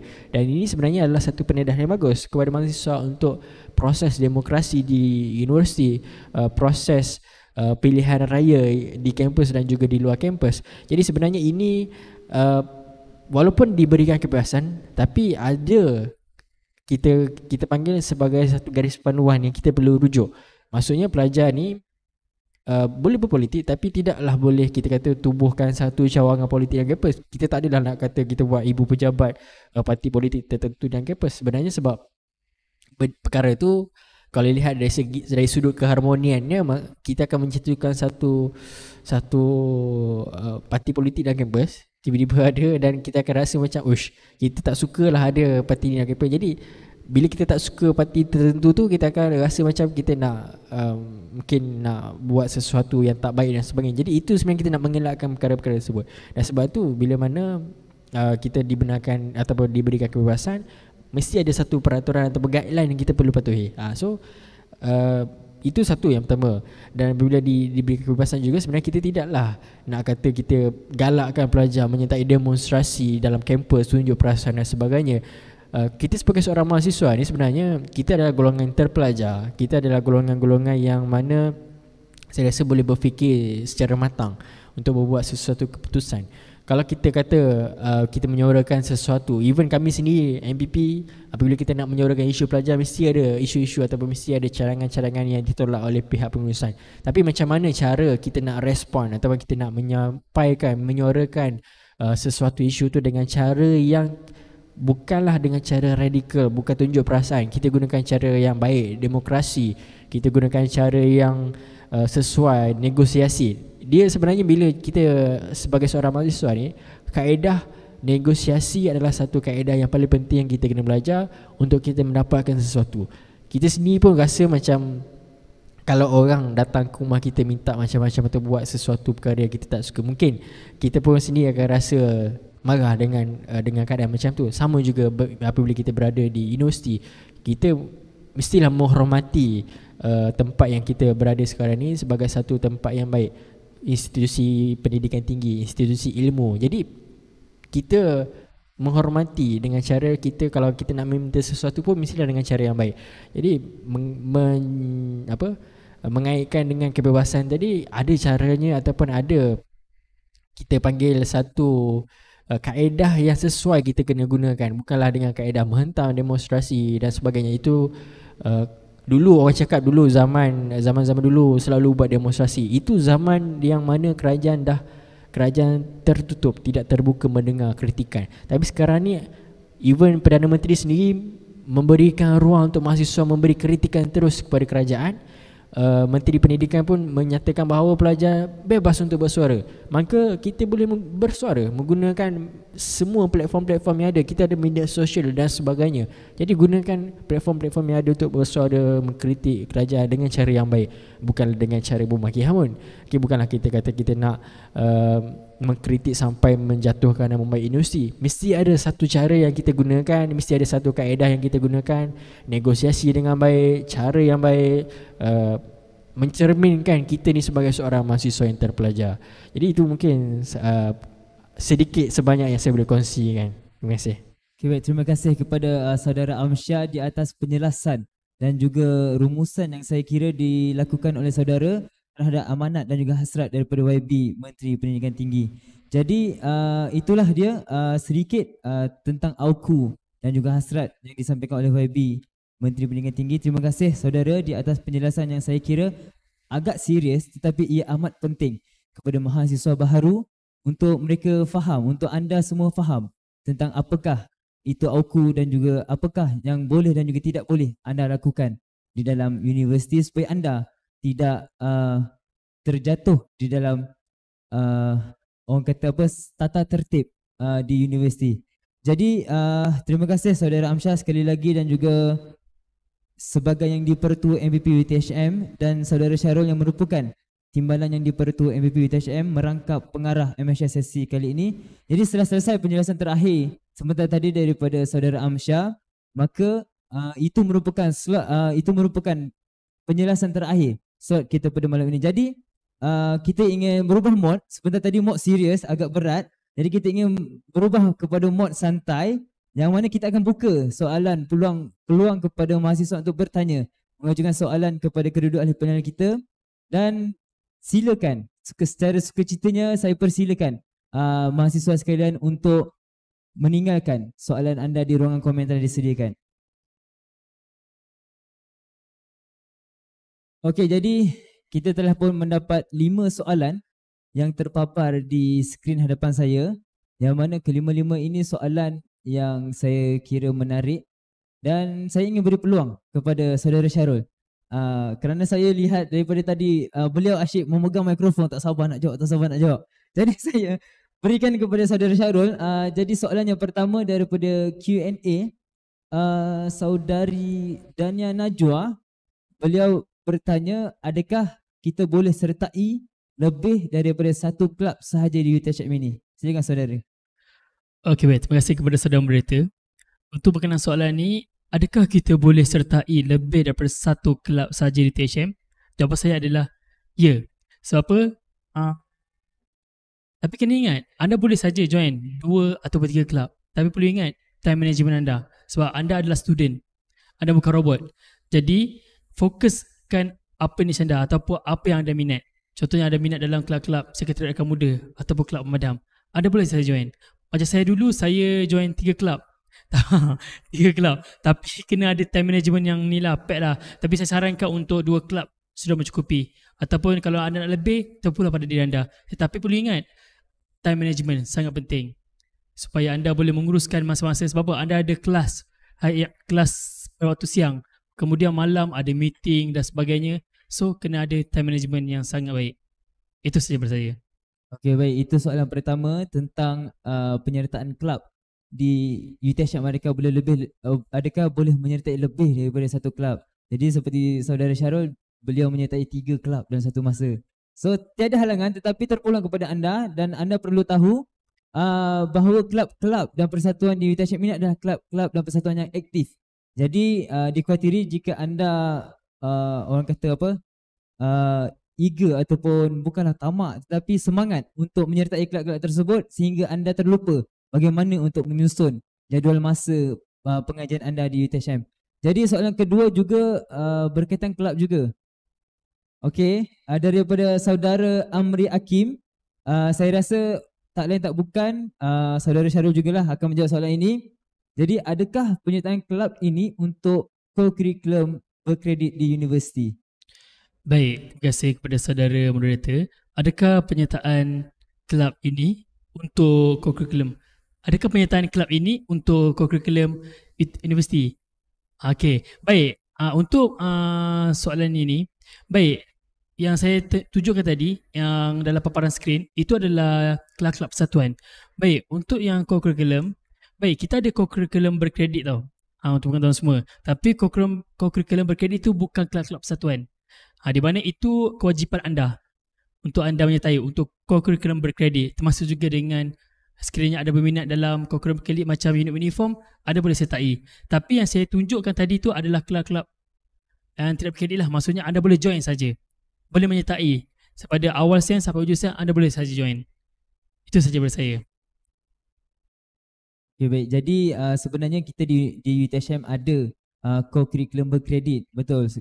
Dalam tempoh pengajian 4 tahun pengajian, kita mahasiswa di UTHM perlu mengambil 2 kali co-curriculum berkredit, yang mana tidak silap saya 2 kredit. 2 kredit. 2 kredit, betul. Yang mana jika ikut panduannya, koko pertama anda perlu menyertai kelab ataupun persatuan. Yang kali kedua adalah sukan. Betul. Ya, betul. Jadi selepas daripada itu anda boleh saja bebas menyertai mana-mana kelab. Okey, jadi kita pergi soalan yang ketiga. Okey, soalan ini daripada pelajar daripada Pagoh, iaitu saudara Mio Lokman. Soalannya adalah, adakah pelajar macam saya di Pagoh dibolehkan untuk join kelab-kelab yang ada di Induk? Saudara Syarul, silakan. Saya okey, adakah pelajar macam saya di Pagoh dibolehkan untuk join kelab-kelab yang ada di Induk? Baik, untuk pengetahuan semua, kelab-kelab persatuan yang ada yang anda nampak sekarang ni, yang sebelum ni kita bincangkan. Okey, untuk kelab-kelab persatuan memang kita dah ada structure kan. Kita dah gabungkan Induk dan juga Pagoh. So maksudnya contohnya kelab warisan. Kita ada kelab warisan Pagoh, kelab warisan Induk. Tak ada. Sebab kita satu universiti. Maksudnya kita UTHM. So memang kita sekalikan Pagoh dan juga Induk dalam satu organisasi. Macam itu juga dengan MVP. MVP pun kita gabung. Kita bukan ada MVP UTHM Campus Pagoh, MVP UTHM Campus Induk. Tak ada. Kita gabung. So dalam kelab-kelab persatuan bersama juga, kita gabung juga. Cuma ada certain kelab yang tak menawarkan dari segi pecahan itu sendiri. Contohnya macam kelab fakulti. Sebab kelab fakulti dah fokus pada fakulti itu sendiri. So dia tak ada gabung kelab untuk kampus Pagoh. So itu saja daripada saya. Okey, baik. Itu dia penerangan daripada saudara Syarul.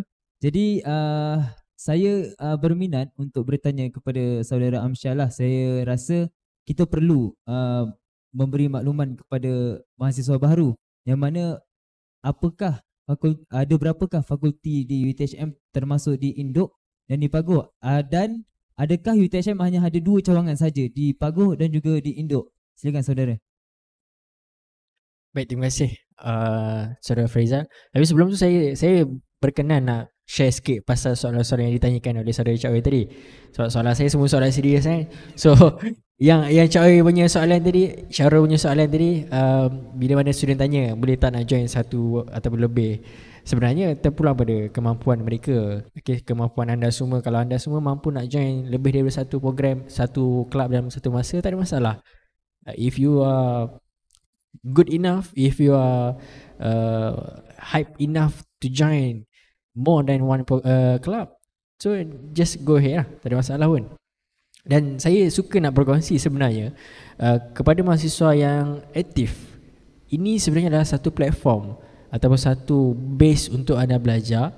Kalau anda rasa anda nak jadi MPP macam mana yang kami berada di depan anda ni, gunakan platform ataupun peluang yang ada, yang anda join club-club tadi untuk anda cari pengalaman, cari base, cari networking, cari pengalaman menguruskan kertas kerja sebagainya. Kemudian apabila tiba waktunya ataupun dah sampai waktu anda dah boleh bertanding, bertandinglah untuk jadi seorang MVP dan anda akan belajar lebih banyak daripada apa yang anda belajar. Saya sendiri pun suka untuk berkongsi bahawa saya ni dulu daripada pelbagai kelab. Saya datang daripada kelab fakulti PPD. Saya datang daripada Majlis Kepimpinan Pelajar Kolej Kedaman. Saya pun join Persatuan Mahasiswa Anak Terengganu, Persatuan Anak Negeri. Saya juga join Persatuan Pembina, Persatuan Belia Islam Nasional. So sebenarnya saya untuk menjadi seorang yang macam hari ini, saya belajar daripada kelab-kelab tadi. Saya belajar banyak daripada kelab-kelab kecil. Kita kata satu program by satu program, club by club. Kita join MSS, kita belajar daripada MSS. Jadi sebenarnya itulah asas atau foundation yang saya dapat, saya dilatih macam mana untuk menjadi seorang pemimpin di tahap inilah. Dan saya dulu daripada diploma, kemudian sambung ke degree. Saya dekat UTHM dah 6 tahun. So bila student-student tanya kelab-kelab mana yang ada, saya boleh ceritakan secara keseluruhan. Sebab saya rasa saya dah pernah join banyak-banyak macam-macam kelab. So saya tahu mana kelab yang perform, mana kelab yang aktif. Dia ikut tahun lah, ikut orang kan. Tapi ini adalah satu peluang untuk mereka belajar. Dan soalan yang kedua tadi, sebenarnya ada beza antara kelab co-curriculum berkredit dan juga kelab-kelab yang biasa. Sebenarnya untuk co-curriculum, dia ada juga contoh pengucapan awam. Dia ada kelab memanah, dia ada kelab fotografi, dia ada sukan dan sebagainya. Jadi sebenarnya co-curriculum ni adalah satu subjek berkredit yang mana pelajar wajib ambil dan pelajar perlu skor dalam subjek-subjek tersebut. Tapi sebenarnya dia berlainan dengan kelab-kelab persatuan yang ada dekat universiti ni. Kelab-kelab persatuan ni adalah kelab-kelab yang berdaftar untuk pelajar jadikan satu nilai tambah dalam kelab-kelab ataupun organisasi. Kita panggil organisasi. Yang co-curriculum tadi adalah kredit yang pelajar perlu belajar. So tu ada beza antara dua ni lah. Okay. So balik pada soalan fakulti tadi. Dekat UTHM ni sebenarnya kita ada 9 fakulti, 8 fakulti termasuk satu pusat pengajian. Okay, kita ada fakulti FKAP, kejuruteraan awam, FKE, Fakulti Kejuruteraan Elektrik dan Elektronik, FKMP, Fakulti Kejuruteraan Mekanikal dan Pembuatan, FSKTM, Fakulti Sains Komputer dan Teknologi Maklumat. Kita ada yang kelima, Fakulti Pendidikan Teknikal dan Vocational, FPTV. Kita ada Fakulti Pengurusan Teknologi dan Perniagaan, FPTP. Kita ada Fakulti Teknologi Kejuruteraan, FTK di Pagoh. Dan kemudian kita ada Fakulti FAS, Fakulti Sains Teknologi di Pagoh. Dan yang terakhir sebenarnya kita ada Pusat Pengajian Diploma. Pusat Pengajian Diploma ni di Pagoh yang mana mengumpulkan pelajar-pelajar diploma. Okay, ada 7 jurusan lah dalam diploma tersebut. Jadi daripada 9 fakulti ni tadi, kita pecahkan kepada 2 kampus. Sebenarnya kita ada 3 kampus. Okay, kita ada kampus Pahit Raja, Induk, 6 fakulti tadi, FKAP, FKE, FKMP, FSKTM, FPTV dan FPTP. Di Pagoh, kampus Pagoh kita ada FAS, FTK dan PPD, Pusat Pengajian Diploma. Kemudian sebenarnya kita ada satu lagi kampus, iaitu kampus Tanjung Labuh. Kalau pelajar-pelajar baru yang berada bersama kita, mungkin ada atau mungkin ada yang kos jurusan aviation ataupun jurusan pengkhususannya kepada aeronautik. Okay, ada aeronautik pembuatan kapal, aeronautik bahagian penerbangan pesawat. So pelajar-pelajar ni akan mendapatkan latihan dekat kampus Tanjung Labuh. Itu dijadikan satu landasan kereta kapal terbang, bukan kereta api landasan kereta kapal terbang mini di kampus Tanjung Labuh sebagai satu tempat ataupun untuk UTHM sediakan untuk platform aeronautik tadi lah. Okay. So itulah 3 kampus ataupun 3 cawangan UTHM yang ada. Dan untuk makluman semua juga, sebenarnya ada satu kos di bawah fakulti FPTP, iaitu Teknologi Management, yang akan dijadikan ataupun dijenamakan sebagai Johor Business School. Okay. Kita dalam perancangan UTHM dalam perancangan untuk mewujudkan Johor Business School sebagai satu kos yang mana pelajar-pelajar boleh belajar tentang kesoanan dan ditubuhkan satu business school sendiri. Kalau kita lihat dekat universiti luar ada banyak, Harvard Business School, Oxford dan banyak lagi universiti-universiti yang memang ada business school sendiri. Jadi kita pun di UTHM dalam proses ke arah nak mewujudkan kita punya business school sendiri. Jadi itu kalau saya boleh kongsikan fakulti-fakulti yang ada di UTHM ni lah. Dan pelajar-pelajar semua sebenarnya ada yang tanya juga, mungkin nak tahu boleh tak saya daripada FKMP saya nak pergi ke fakulti-fakulti lain, tak ada masalah. Okay, fakulti-fakulti yang ada dekat UTHM ni boleh pergi je, nak melawat fakulti mana-mana, nak berkenalan dengan rakan-rakan lecturer, pensyarah di fakulti-fakulti yang berbeza, tak ada masalah pun. Cuma yang ada masalahnya dekat sini adalah pelajar kalau join kelab fakulti, korang tak boleh inter fakulti. Contoh saya pelajar FBTP, saya nak masuk kelab fakulti FKMP, tak boleh. Jadi tak boleh. Maksudnya kalau awak pelajar FPTP, Pengurusan Teknologi Perniagaan, awak kena masuk kelab TMB. Kalau awak pelajar Fakulti Kejuruteraan Mekanikal, so kelab yang awak boleh join untuk kelab fakulti adalah kelab kejuruteraan Mekanikal, PPM, Persatuan Pelajar Mekanikal. Jadi untuk kelab fakulti ni dia memang khusus kepada fakulti-fakulti tersebut lah, untuk pelajar-pelajar fakulti tersebut. Kelab-kelab lain pun sama sebenarnya. Kita boleh masuk mana-mana kelab, tak ada masalah. Cuma kadang-kadang kelab tu dia punya kriteria sendiri yang dia perlukan. Contoh anak negeri tadi mungkin dia nak anak negeri, kalau Terengganu lah.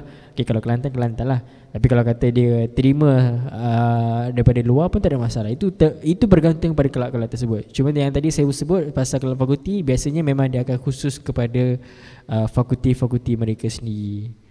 Itu saja. Okay, jadi baik, mesti terkejut kan tiba-tiba UTHM ada 3 kampus. Mungkin ada juga mahasiswa baru yang baru mengetahui UTHM ada 3 kampus punya. Ingatkan ada 2 je, Pak Raja dan juga Paguh. Rupanya di Tanjung Labuh pun ada. Jadi UTHM melahirkan engineer, melahirkan guru-guru, melahirkan mahasiswa-mahasiswa yang berkemahiran tinggi, yang mana selari dengan GTU 30 UTHM produces professional. Jadi kita kembali kepada Q&A kita, soalan yang keempat daripada saudara Irfan Ghafar. Soalannya berbunyi, dengan siapakah saya boleh rujuk untuk menyertai kelab-kelab yang ada di universiti ini? Jadi Saudara Syarul, silakan Saudara Syarul. Okey, baik. Terima kasih kepada saudara moderator. Dengan siapakah saya boleh rujuk untuk menyertai kelab-kelab? Baik, seperti mana saya nyatakan sebentar tadi masa saya pengutangan, di mana sekiranya anda berminat untuk menyertai kelab-kelab yang ada paparan skrin sebelum ini, anda boleh saja pergi ke Instagram mereka. Sebab apa? Kebanyakannya Instagram mereka banyak memberi bahan dari segi bagaimana nak menyertai, dan juga dia ada open untuk interview kemasukan kelab itu sendiri. Jadi sekiranya anda berminat, pergi saja ke Instagram, dan juga kita kat situ, setiap Instagram kelab-kelab persatuan dia ada macam PIC ataupun bagi exco dia sendiri, iaitu exco, contoh exco komunikasi. So anda boleh saja contact number dia. So itu antara platform lah yang anda boleh sertai. Maksudnya anda pergi ke media sosial setiap kelab itu sendiri. Okey, baik, betul. Setiap kelab dan juga persatuan di UTHM ini mempunyai akaun media sosial. Jadi anda boleh orang kata berusaha sedikit, buka handphone dan juga search lah di Instagram, type saja UTHM, pasti banyak di cadangan pengikut. Cadangan pengikut ya. Cadangan pengikut di Instagram tersebut. Jadi anda boleh scroll dan cari. Tetapi jika anda rasa agak sukar untuk membuat sedemikian, anda juga boleh meringankan mulut untuk bertanya kepada mungkin sini-sini anda ataupun rakan-rakan anda yang telah menyertai kelab-kelab di UTHM. Jadi mungkin ini merupakan soalan terakhir untuk sesi Q&A pada malam ini daripada saudari Adlina Fakira. Soalannya, di manakah saya boleh dapatkan maklumat untuk menyertai dan menjadi salah seorang ahli sekretariat MHS?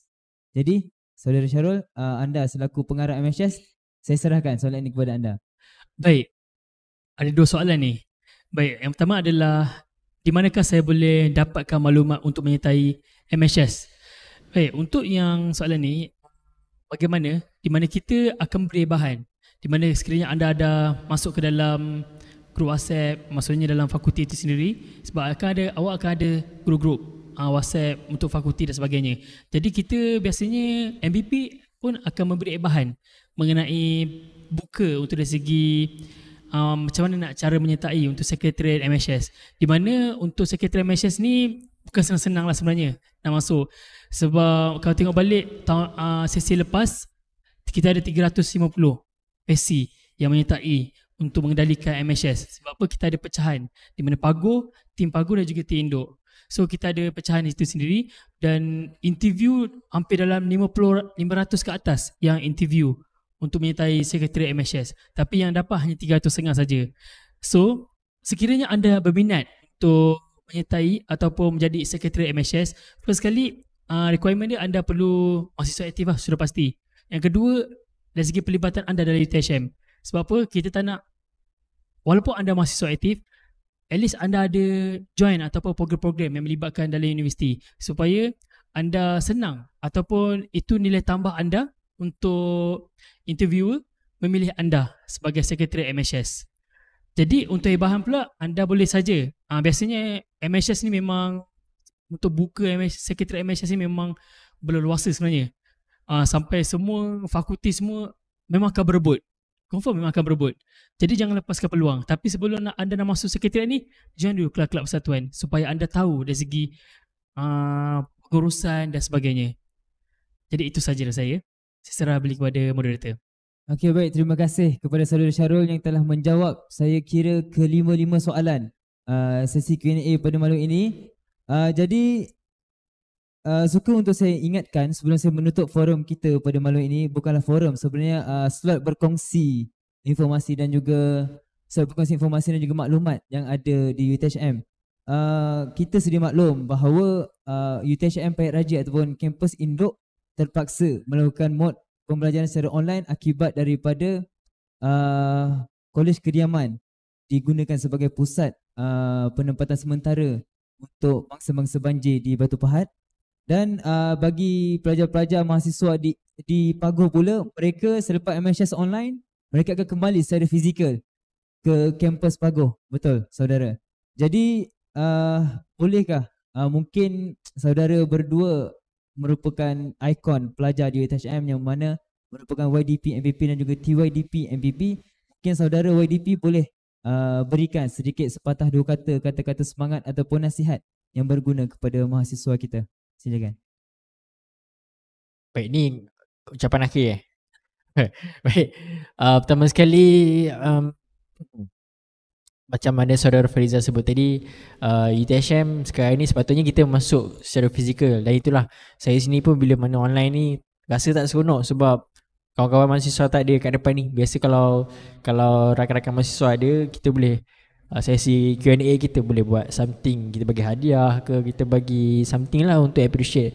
Tapi sebab sekarang ni dah online, so nampaknya kita bercakap dengan kamera je lah. Tapi saya mengharapkan di sebalik kamera ni adalah pelajar-pelajar yang sedang mendengar dan mengikuti kami. Baik, untuk pelajar-pelajar yang pelajar-pelajar Pahit Raja, okay, InsyaAllah kita akan berjumpa selepas mid-sem. Okay, kerana sekarang ni melihat kepada situasi, UTHM terpaksa melakukan pembelajaran secara atas talian lah sehingga cuti pertengahan semester. Okay, mengambil kira satu, yang pertamanya situasi banjir belum mereda. Kedua, kita dah nak dekat dengan raya, nak puasa dan sebagainya. Jadi itulah antara punca-punca ataupun antara perkara yang diambil kira untuk kita melaksanakan PDP secara online ni lah. Dan untuk pelajar-pelajar yang di Pagoh, InsyaAllah minggu depan anda akan pulang ke kampus. Selamat datang, bukan kembali lah, selamat datang ke kampus UTHM, kampus Pagoh. InsyaAllah kita akan jumpa di sana. Pesanan saya kepada semua mahasiswa-mahasiswa di kesempatan inilah, macam saya sebut tadi, banyak peluang-peluang yang ada untuk anda semua apabila bergelar mahasiswa di universiti. Cubalah aktif dengan join semua kelab-kelab ataupun ada banyak kelab-kelab, ada banyak platform-platform yang ada. Gunakan platform yang ada untuk anda cari pengalaman, tambah nilai diri. Kalau anda rasa kalau ada yang berminat nak jadi MVP sekalipun, sebelum ni biasanya saya akan share. Kalau ada yang berminat jadi MVP, kita memang ada buka. Yang pertamanya adalah kita akan cari sekretariat rakan MPP. Okay, maksudnya anda boleh join sekretariat MPP, terlibat secara langsung dengan program-program MPP, dengan MPP yang ada, dan juga kalau anda nak membina macam saya sebut tadi platform ataupun base, boleh join mana-mana kelab yang ada di UTHM. MKP pun ada, kelab fakulti dan sebagainya. Itu adalah platform-platform yang anda boleh gunakan. Dan saya sendiri pun sebenarnya ingin membuka peluang kepada pelajar-pelajar lepas ni, kalau ada yang ingin menjadi protege ataupun kita panggil protege kepada saya sendiri, YDP, MPP dan juga YDP lah. Maksudnya kalau pelajar-pelajar ni nak belajar macam mana nak menjadi seorang pemimpin yang bagus, macam mana kalau nak menjadi MPP, kita berikan laluan ataupun kita bagi tunjuk ajar nak jadi leader, nak jadi leader kelab, ataupun nak tahu program-program besar macam nak menguruskan program dan sebagainya. Saya sendiri buka peluang kepada mahasiswa-mahasiswa untuk turut sama bersama-sama dengan kami semua lah. Harapan saya sebenarnya satu je, agar mahasiswa UTHM ni selain daripada anda belajar, anda juga mampu menjadi seorang yang ada sifat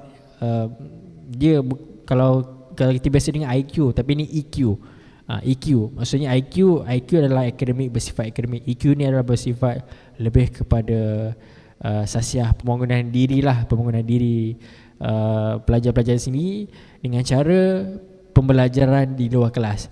Kita memang belajaran kelas itu memang penting, tapi belajar secara di luar kelas pun sebenarnya adalah satu cara pembelajaran secara tidak langsung yang akan membantu mahasiswa di universiti. Seperti mana saya sendiri, saya banyak belajar di luar kelas dengan join program, dengan kita didedahkan dengan organisasi, kita terlibat dalam program-program sukarelawan, kita terlibat dengan macam-macam program yang dianjurkan di universiti dan juga di luar universiti.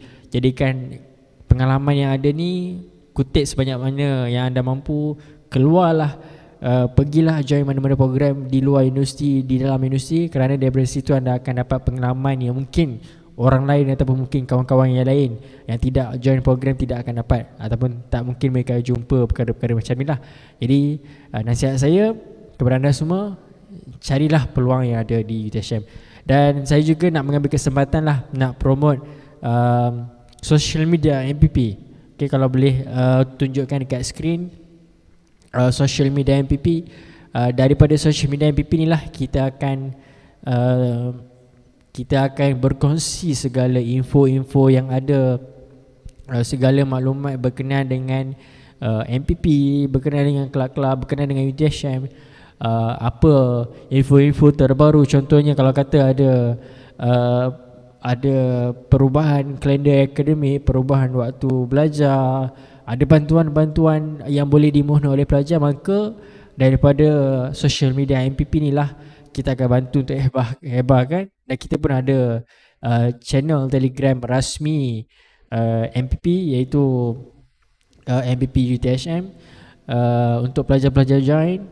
Okay, untuk pelajar-pelajar tahu segala update mengenai MPP UTHM. Okay, boleh lihat di skrin, boleh follow yang pertama Instagram MPP UTHM 2023. Kita pun ada Facebook Majlis Perwakilan Pelajar UTHM dan juga Telegram tadi lah. Okay, boleh search je dekat Telegram MPP UTHM. Semua social media pun sama, MPP UTHM. Daripada sinilah kita akan salurkan segala informasi-informasi yang ada, hebahan mengenai bantuan, pertanyaan daripada pelajar. Kalau ada anda nak tanya apa-apa soalan, maka boleh terus pada kami melalui akaun sosial media kami, ataupun kalau ada pelajar-pelajar yang nak direct pada saya terus pun boleh melalui sosial media saya sendiri, Amsyar Hadi. Boleh follow di Instagram dan juga Facebook, type je Amsyar Hadi. Okay. Saya pun akan selalu update berkenaan dengan pelajar-pelajar, berkenaan dengan apa-apa yang berlaku di universiti di saya punya social media. So make sure you guys follow akaun rasmi MPP lah, itu yang penting. Dan yang saya punya pun terpulang pada you guys. Okay, saya pun akan berkongsi beberapa perkara di saya punya social media account. So hopefully kita boleh berjumpa selepas ini di kampus UTHM, Universiti Tunku Ahmad Malaysia. Kalau anda jumpa saya di mana-mana, jangan segan, jangan silu, boleh tegur. Okay, InsyaAllah walaupun saya tak kenal anda sekarang ni, mungkin lepas ini kita boleh menjadi kawan. Okay, walaupun sekarang ni kita masih belum berkenalan secara dekat, InsyaAllah lepas ni mungkin ada peluang untuk kita bekerjasama di masa yang akan datang. Untuk itu saya sudahi dengan wabillahi taufiq wal hidayah. Assalamualaikum warahmatullahi wabarakatuh. Terima kasih. Baik, terima kasih kepada saudara yang di-Pertua MPP UiTHM. Itu dia sepatah dua kata daripada saudara YDP kepada mahasiswa sekalian. Jadi saya serahkan kepada TYDP, Timbalan yang di-Pertua. Mungkin saudara ada nasihat ataupun pesanan yang ingin disampaikan kepada mahasiswa baharu UiTHM. Silakan saudara. Baik, terima kasih kepada saudara moderator. Sepatah dua kata lama tu tadi. Tak apa, mau santai saja untuk saya. Saya berharap pada pelajar baru, please untuk enjoy your journey in UiTHM. Kalau boleh, anda manfaatkan sebaiknya sepanjang tempoh anda belajar di sini. Sebab apa, di UiTHM ni sangat menarik, sangat best. Dan jangan risau untuk dari segi menarik dan best tu nanti saya bersama dengan anda untuk campus tour. Saya akan ceritakan tentang bagaimana anda nak tempat best di UiTHM, bagaimana anda nak study di UiTHM, dekat mana pokok dia best di Induk dan juga kampus Pago. Dan juga saya berharap anda semua aktifkan diri anda dalam UiTHM. Macam mana saudara Amsyar bagi tahu, aktifkan diri anda dalam kelab-kelab persatuan dan sebagainya. Dan jangan jadi orang 4K. 4K ni adalah first katil, kedua kafe, ketiga kuliah dan keempat adalah komputer. Jangan jadi orang-orang itu saja. Aktifkan diri anda. Jangan menghadap 4 benda ni saja. Itu saja daripada saya. Saya serah kembali kepada saudara moderator. Okey, baik. Terima kasih kepada saudara TYDP ataupun saudara Syahrul. Ataupun sebenarnya saudara Syahrul ini lebih mesra dipanggil dengan Cak Oi. Ya, betul, Cak Oi. Jadi anda jangan keliru jika saudara YDP tadi tersebut Cak Oi. Cak Oi itu adalah panggilan manja beliau di UiTHM, saudara Cak Oi. Okey, baik. Jadi itu dia perkongsian daripada dua individu hebat di UiTHM, iaitu YDP MPP dan juga TYDP MPP yang merangkap pengarah MHS sesi kali ini. Jadi suka untuk saya ingatkan semula kepada hadirin sekalian, sekiranya anda ingin mengetahui lebih lanjut mengenai perkembangan MPP dan juga Universiti Nasional Malaysia, anda boleh mengikuti akaun rasmi Instagram, Facebook dan juga TikTok MPP UiTHM. Dan jangan lupa sebentar sahaja lagi selepas tamat slot ini untuk mengisi kehadiran di Google Form. Dan akhir kata daripada saya, jadilah mahasiswa yang berilmu pengetahuan dan juga bersasiah diri yang tinggi. Sekian, saya akhiri dengan wabillahi taufiq wal hidayah. Wassalamualaikum warahmatullahi wabarakatuh. Terima kasih. Dengan hikmah kita meneroka.